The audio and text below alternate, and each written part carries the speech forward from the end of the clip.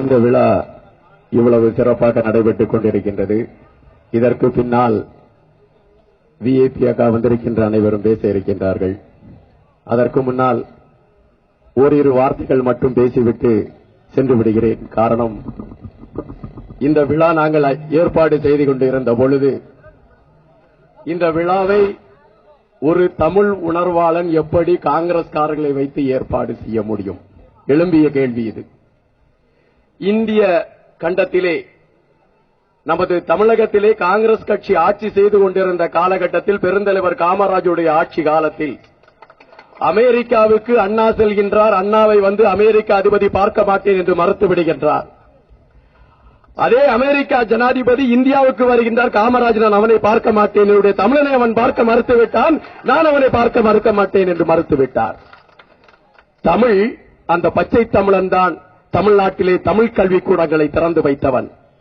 எங்களுக்கு தமிழ் என்கின்ற ஞான பாடத்தை எப்படி எங்கள் ஐயா சிவாஜி அவர்கள் ஊட்டிவிட்டார்களோ, அந்த ஊட்டிவிட்டதற்கு மூலதானம் விட்டவன் எங்கள் ஐயன் காமராஜ் அவர்கள்.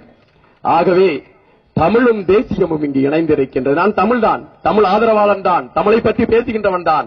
ஆனால் எனக்கு அந்த தமிழை கற்றுக் கொடுத்தவன் எங்கள் ஐயன் சிவாஜி கணேசன் அவர்கள். அவர் இன்றி இங்கு தமிழும் இல்லை, தமிழனும் இல்லை. யார் எங்கு உச்சரித்தாலும் சரி, தமிழ் என்ற வார்த்தையை உச்சரித்தாலும் சிவாஜி என்றுதான் சொல்லப்படும்.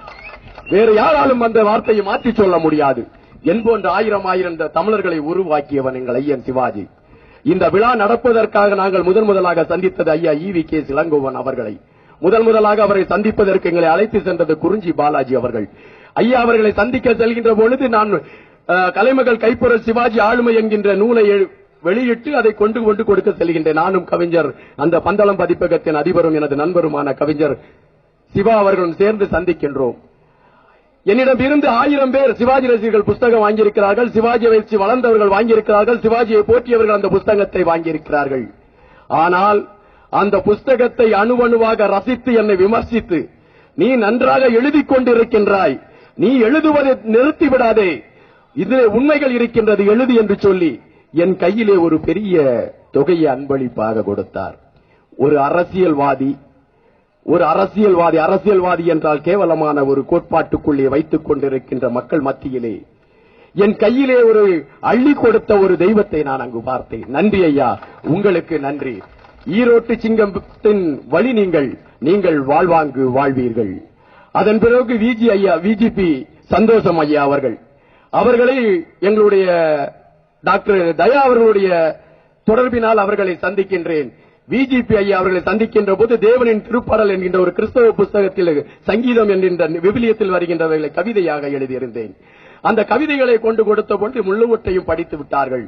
படித்துவிட்டு நன்றாக எழுதியிருக்கிறார். இன்று VGP சந்தோஷம் அவர்களுடைய அறைக்கு நாங்கள் உறவுக்காரர்களைப் போல போய்கொண்டு வந்து கொண்டிருக்கின்றோம். உங்களை சந்திப்பதற்கும் எங்கள் ஐயா எங்களுக்கு கொடுத்த அந்த ஆசீர்வாதம் தான். நீங்களும் பல்லாண்டு வாழ்க வேண்டும். ஒருவனுடைய எழுத்து எரிக்கப்பட வேண்டும் என்றால் அதற்கு ஒரு விலாசம் தேவை. அந்த விலாசத்தை கொடுத்தது தமிழக அரசியல் பத்திரிகை. அந்த ஆசிரியர் அவர்கள் என்னை கூப்பிட்டு, நீ நன்றாக எழுதுகிறாய், எழுது. அவர்களும் எனக்கு ஊக்கம் கொடுத்தார்கள். ஐயா, நீங்களும் பல்லாண்டு வாழ வேண்டும், வாழ்வாண்டு நீங்களும் வாழ வேண்டும்.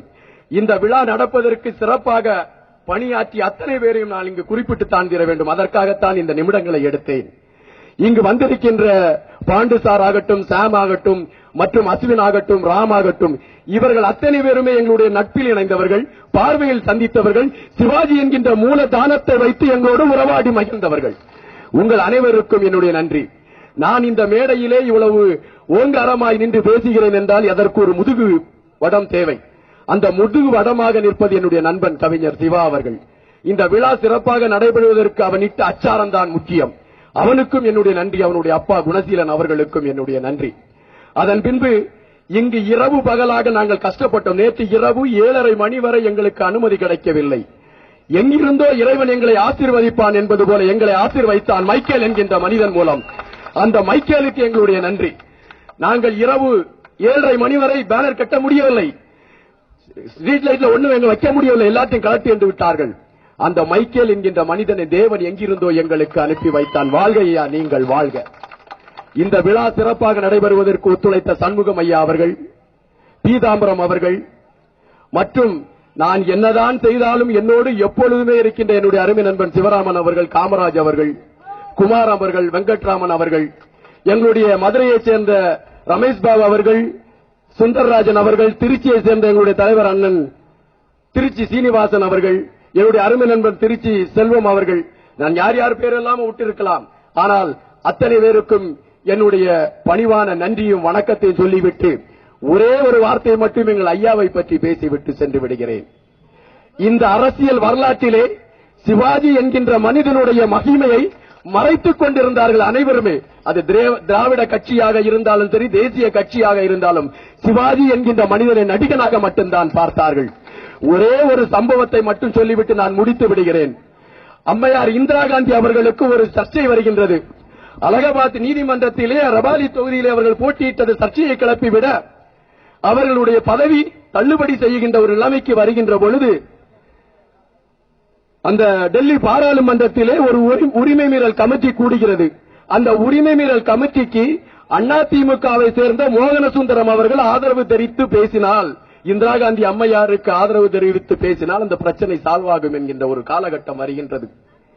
ஐயா நெடுமாறன் அவர்களை இந்திரா காந்தி அவர்கள் தொடர்பு கொள்கின்றார்கள். நீங்கள் எம்ஜிஆர் அவர்களை சந்தித்து விட்டு எம்ஜிஆரிடம் பேசிவிட்டு அந்த மோகனசுந்தரம் அவர்களை எனக்கு ஆதரவாக பேச வையுங்கள் என்று சொல்கின்றார்கள். மோகனசுந்தரம் அவர்களை எம்ஜிஆர் அவர்கள் இந்திரா காந்தி அம்மையாருக்கு ஆதரவாக பேச செய்ய வேண்டும் என்று பேச்சு வருகின்ற போது இந்திரா காந்தி அம்மையார்கள் அடுத்தது தொடர்பு கொள்கின்றார்கள் அருமை அண்ணன் எங்கள் ஐயா சிவாஜி அவர்களை. சிவாஜி, நீங்கள் எம்ஜிஆரிடம் பேசுங்கள். மூப்பனார் ஐயா அவர்கள் அப்பொழுது வந்து தலைவராக இருக்கிறார் என்று நினைக்கின்றேன்.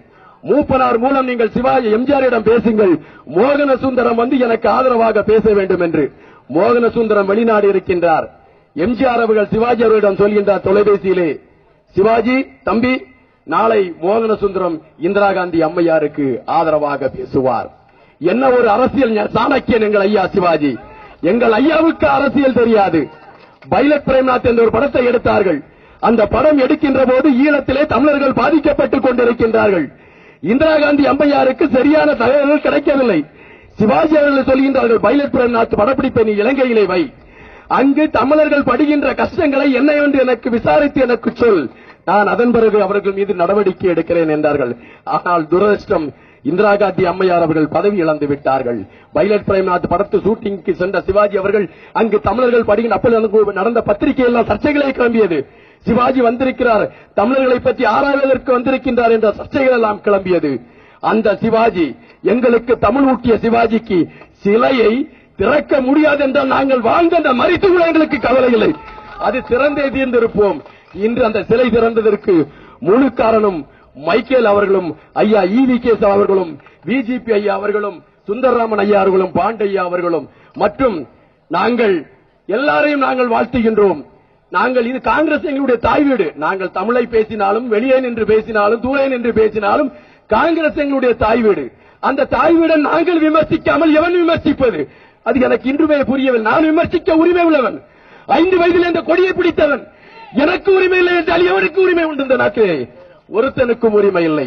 ஆகவே எல்லோரும் நன்றாக வாழுவோம். அதன் பிறகு எங்கள் ஐயா அண்ணன் முருகவிலாசன் அவர்களுக்கும் என்னுடைய நன்றி. இந்த விழாவிற்கு பல எதிர்ப்புகளை தாண்டி வந்திருக்கின்றார், அவருக்கும் நன்றி நன்றி என்று கூறி, அண்ணன் குறிஞ்சி பாலாஜிக்கும் என்னுடைய நன்றி. வந்திருக்கின்ற அத்தனை மாவட்ட தலைவர் நிறைய பேர் வந்திருக்காங்க. ரங்கபாசி அண்ணன், சிதம்பரம் அண்ணன், நிறைய பேர் வந்திருக்கீங்க. பட் காங்கிரஸ்ல இருந்து நிறைய தலைவர்கள் எனக்கு தெரியாது. எல்லாருக்கும் என்னுடைய நன்றி.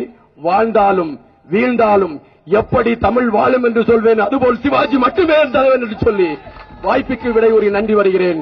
நன்றி, வணக்கம். இப்பொழுது அருமை அண்ணன் என்னை எழுதுவதற்கு தூண்டிய சுந்தரராமன் அவர்கள் ஐயா அவர்களை பேசுவதற்கு அழைக்கிறேன்.